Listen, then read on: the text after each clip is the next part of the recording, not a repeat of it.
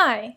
In this 5-minute priority matrix use case video, we're going to be talking about how you can ace your next performance review. Maybe your last performance review did not go as well as you thought it would.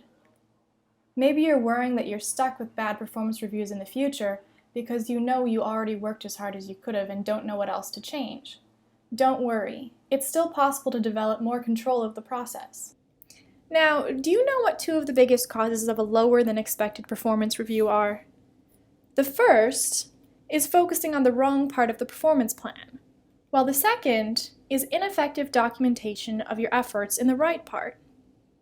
Luckily, there are several concrete ways to prevent these problems. Before we discuss these steps, however, there are a few things that you need to be aware of. Now, first, managers actually want to give you a good review. That's right. The vast majority of managers want very much to award you with an above-average performance review, but this can be a challenge, as you will see. Secondly, performance reviews, as well as the performance planning session a manager works through with you, is a great coaching opportunity. Good managers use these sessions to develop key skills that will help you become better in your job and achieve more in your career. Third, performance reviews can be somewhat subjective. If you have a weak manager, your review can be 100% subjective. This is unfortunate, but it does happen with managers who do not take the time or do not know how to manage the process of employee performance planning and reviews. Finally, performance reviews are often as much about work behavior as they are about specific skills and performance. What this means is that how you go about doing your job can be as important as what you get accomplished. Understanding some of the things your manager needs to do when managing employee performance can help you when implementing steps to positively influence your review. Here are things for you to consider. The manager needs to give each employee an objective, quantifiable, and challenging performance plan. Then, they must evaluate each employee objectively, fairly, and constructively based upon what is documented in the performance plan.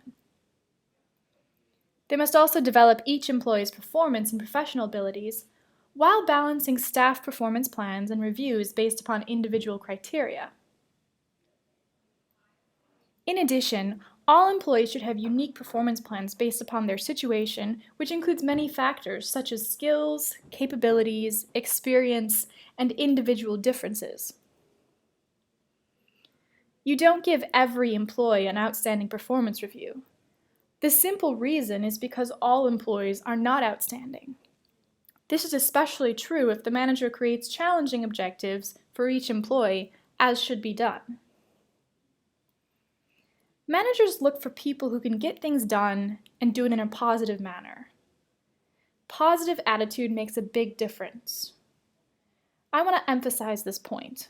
You can do everything in your plan technically well, but if you don't do it with a positive attitude and a team spirit, it will tarnish your overall results. Now I'm going to go over 3 steps to influence your performance review. The first step, quantify the performance criteria with your manager. This means you need to determine how your manager will evaluate and measure performance. You need to quantify objectives that must be met and when. You need to get specific. And you need to be sure to ask your manager to document your performance plan. It is critical that you and your manager are on the same page here. Step 2, create a performance strategy and make it a project. Define what to do with special attention on your performance plan. Determine when and how to get things done. Track progress and document results.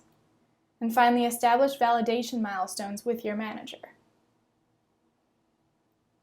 And step 3, communicate your results. Create ongoing dialogue with your manager and build a relationship. Translate performance results into quantifiable benefits and value. Communicate value achieved with your manager. And emphasize results discussions in the last 90 days of the performance period.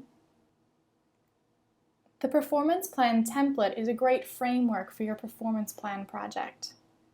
The top left quadrant holds the highest priorities in your performance plan as agreed upon by you and your manager.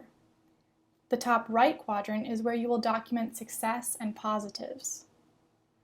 Bottom left is going to hold the annual performance plan's objectives, so you can both be on the same page.